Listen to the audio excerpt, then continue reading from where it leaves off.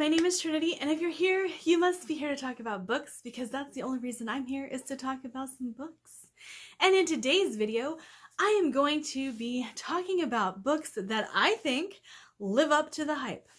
And I'm going to be doing a series where I'm going to talk about books that live up to the hype, books that are overhyped, and books that are underhyped. And I know this is a very popular thing for booktubers to do, but I am also one of those people who really loves giving book recommendations. And I feel like these are ways to put books out there for you guys to see if these are books that you're going to be intrigued by or not. And even ones that I think are overhyped. You guys might hear the synopsis and go, that sounds like a book I want to try. So I am very excited to start this series, like I said, because I love giving recommendations. And these books are going to be in no particular order other than how they are stacked next to me.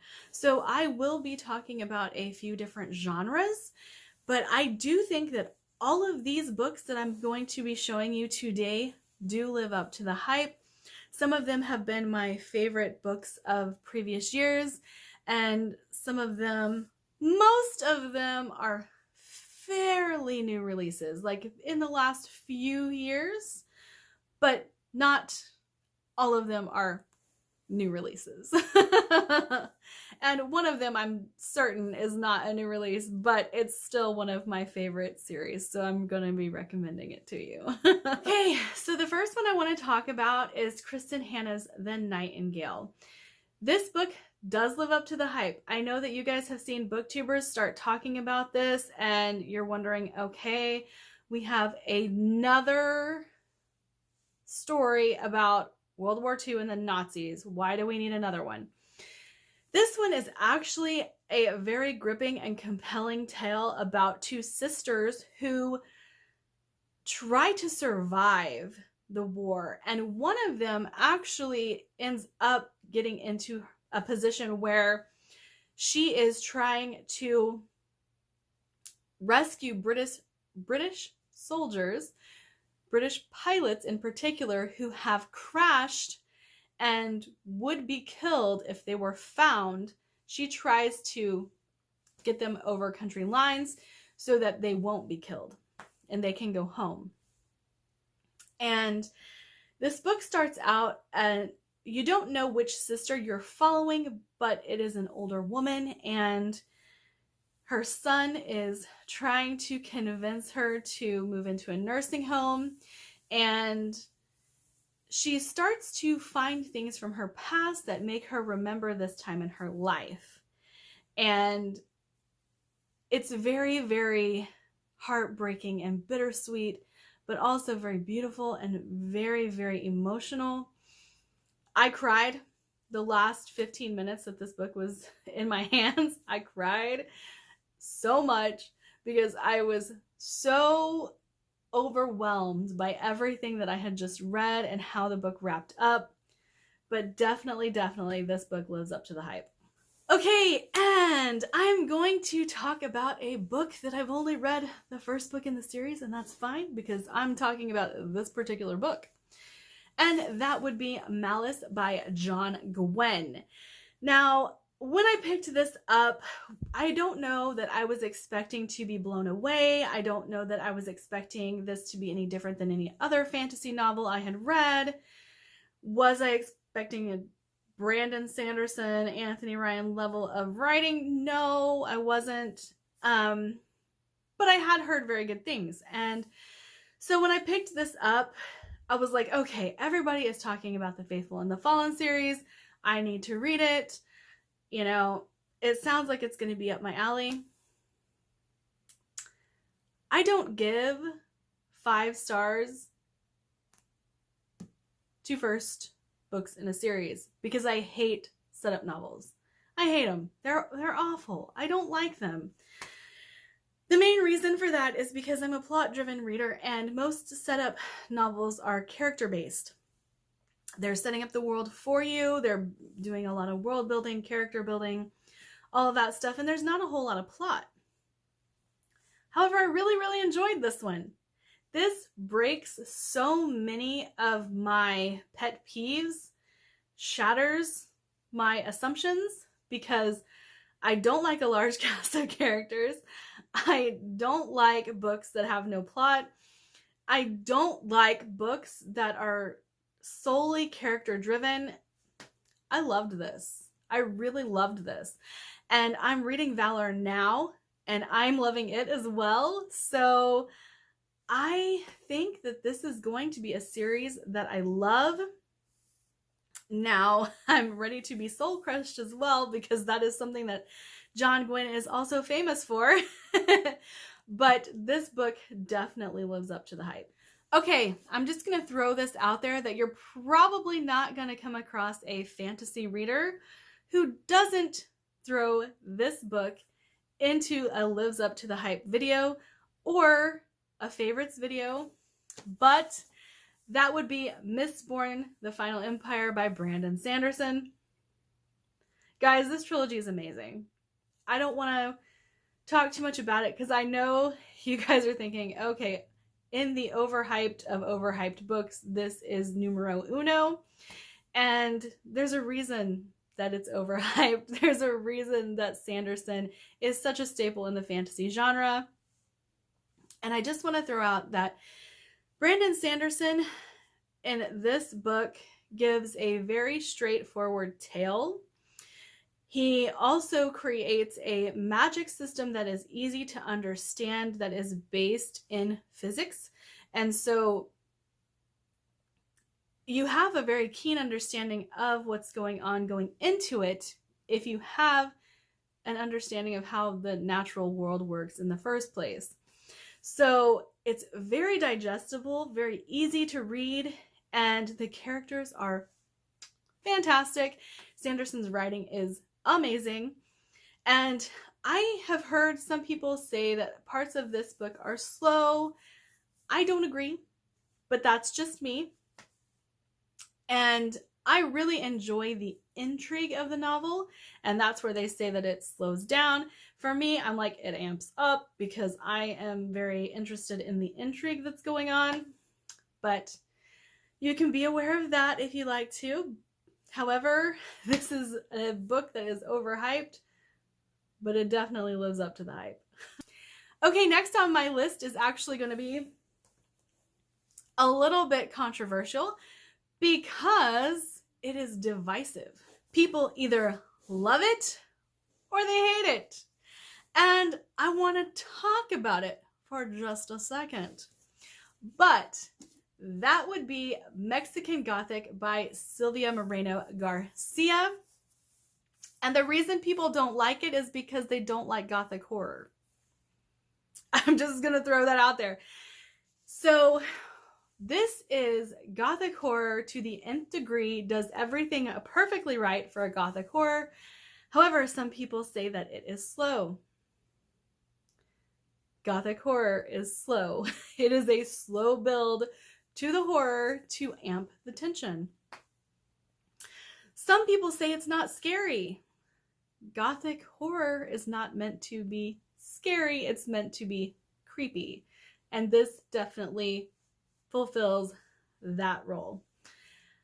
Some people say that it is not believable. I don't know where that came from. Do you guys always try to believe what's going on in your horror stories? I don't. You have to suspend your belief a little bit whenever you're reading horror, or otherwise you're not gonna, none of the monsters that come up are gonna be horrific, I guess. And some people say that the body horror in this is disgusting. Yeah, it is. It really is. But grotesque was also a staple of the Gothic horror genre when it was popular. So this is a perfect example of Gothic horror. If you like Gothic horror, I would totally recommend it. It does live up to the hype for people who love Gothic horror, but if you don't, then you don't. That's my rant for this video. All right, and this was another of my favorite reads from last year, and that would be the Southern Book Club's Guide to Slaying Vampires. And again, this is a horror that is not scary. It has scary moments in it, but if you go into this thinking you're going to be scared, then it's gonna fail. So one thing that Grady Hendrix is very popular for is he takes the horror genre and turns it on its head, where he turns it into a social commentary, where we get a lot of white flight, we get a lot of racial divide, we get a lot of white privilege going on in this book. And some people want to say it's racist. Yes, it's a commentary on racism, so it's racist. And then we also get the commentary on mental health and how women have been treated in the mental health field, and how most of that is detrimental to begin with in the way women are treated when it comes to mental health. And I loved it. I thought it was excellent. I really, really thought he did an excellent job of tying all of these things into a horror story. Now, it does get creepy. So again, I would say this is Gothic horror, not scary horror. And Gothic horror does happen to be my favorite type of horror. So if you want to be scared, this isn't the book for you. But if you want a really, really good book that explores white flight, racism, the social divides, classism, mental health, definitely pick this one up. And yes, lives up to the hype. All of these live up to the hype. Okay, my next one is going to be a young adult, new adult, depending on where you live, because the UK classifies this as a new adult and the US classifies this as a young adult. But one that definitely lives up to the hype is the Witchland series by Susan Dennard. Fantastic. I have a hard time talking about this book because I love it so much. Like, I just want to scream, everybody read it. And then move on. But in this book, we do follow a set of friends. One is a truth witch and one is a thread witch, and these are powers that are not common, but will tie these two together in a way that they don't expect, even though they're already very close. And just read it. Definitely lives up to the hype. And I think it's one of the best young adult series I've ever read. So I would recommend picking it up to anybody who really wants a good fantasy that is easy to digest, that is easy to read, that really has a plot that moves, and yeah, definitely lives up to the hype. All right, the next two are also going to be young adult, but they are definitely books that I think live up to the hype. Strange the Dreamer by Laini Taylor. Now, this one does live up to the hype, but it's also divisive because of Laini Taylor's writing. She does write very flowery, lyrical prose. And there's nothing wrong with that. Sometimes it's fun to read something like that. And Laini Taylor is probably one of the best at delivering characters that you will fall in love with. Laszlo Strange is absolutely fantastic.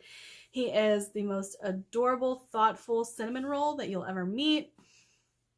Very smart, very capable, and I adore him. But this book definitely does live up to the hype.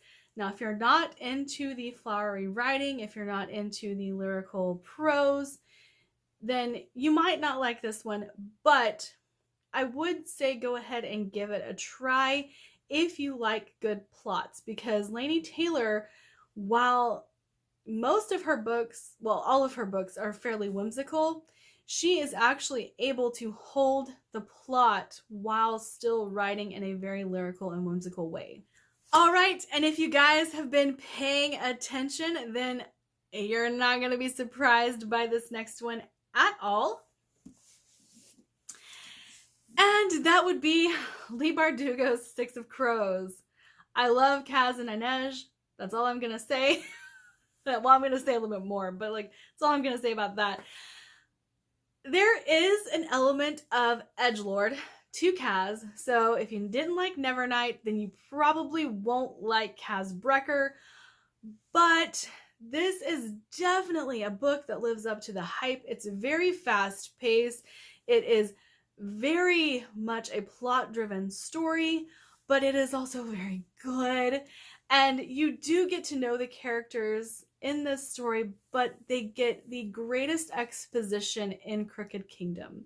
And so I always recommend this as a duology. However, I will say this is a heist novel. Crooked Kingdom is a revenge story.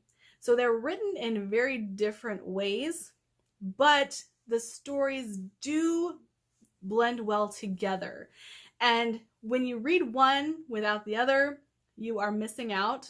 Whether you read Six of Crows or Crooked Kingdom, you're going to be missing a large part of how the group came together if you missed this one. And you're going to be reading a lot, or you're going to be missing out on a lot of character exposition if you don't read the other. But I do think that Leigh Bardugo, all of her writing lives up to the hype. I just read Shadow and Bone from the Grishaverse, and I loved that one as well. So definitely lives up to the hype. Now, my final book will probably surprise a lot of you because you probably think I hate it. However, if you've watched all of my videos, then you might have seen this one come up as an actual favorite of mine. But I haven't finished the series yet, so it hasn't made a top 10. But that would be The Blade Itself by Joe Abercrombie. Everything you've heard about this book is true. That being said, character work that is unmatched, Joe Abercrombie. Settings and atmosphere that are unmatched, Joe Abercrombie. Zero plot, Joe Abercrombie. So the infamous story of me throwing this book across the room is because it had no plot, and I was really mad that it went nowhere. However, the characters in this book make it worth the read. They are kind of unlikable. I mean, I like them, but they're not good people. So if you need heroes, if you need good people, this might not be the book for you. However, everything that has been said about Joe Abercrombie is absolutely true. Everything that has been said about the First Law trilogy, well, I've only read the first book, but I would say is absolutely true. And Joe Abercrombie is a fantastic author. I highly recommend him. I know I talk bad about it because I was mad that there was no plot in this book, but I still think that is probably one of the best books I've ever read. I am going to be rereading it. Cross your fingers that I am not as mad whenever I get through it the second time, because I really want to move on in this trilogy, and I really want to get to where the plot picks up.